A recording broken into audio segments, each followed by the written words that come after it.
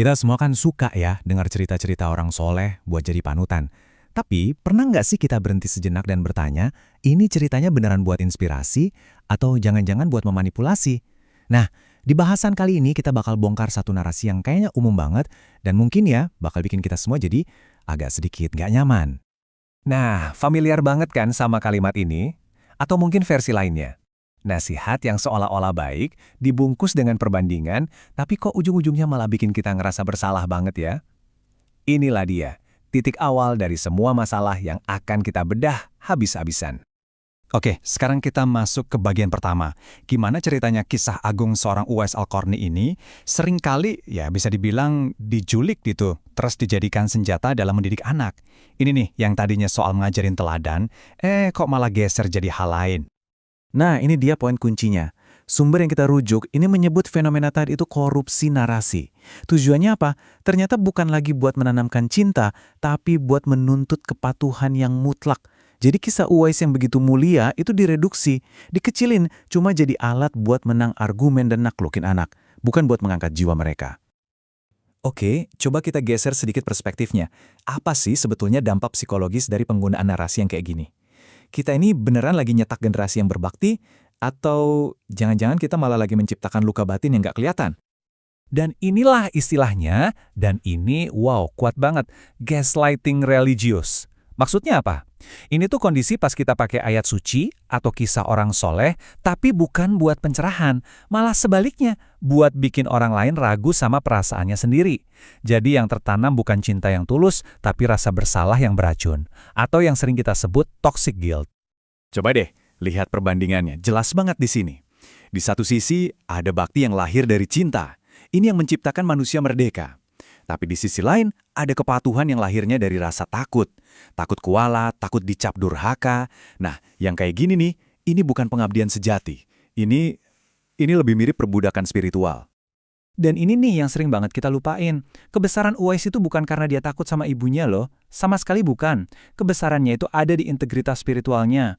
Dia itu manusia merdeka, yang bahkan nolak popularitas dan harta dari khalifah pada masanya. Jadi baktinya itu murni, lahir dari kesadaran yang tinggi, bukan dari tekanan keluarga yang otoriter. Oke, sekarang siap-siap, kita bakal masuk ke sebuah narasi tandingan yang, wah ini mungkin bakal menampar cara berpikir kita selama ini. Kita hadirkan sosok agung lainnya, yaitu Imam Bukhari.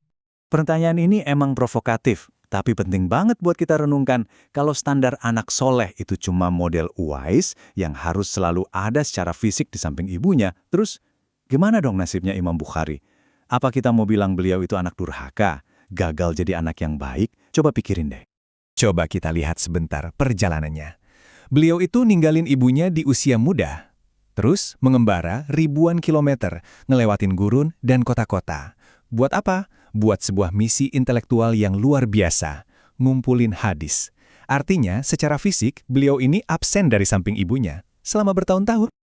Nah, di sini kita bisa lihat perbedaannya dengan jelas banget. Ada dua jalur pengabdian, dan dua-duanya sama-sama mulia loh. Uwais, jalurnya adalah kehadiran fisik, selalu ada di samping ibu. Sedangkan Imam Bukhari, jalurnya adalah kehadiran intelektual lewat karya besarnya.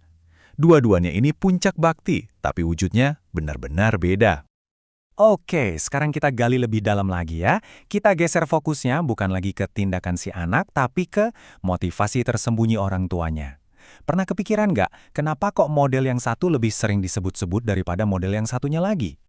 Well, sumber materi kita ini ngomongnya to the point banget.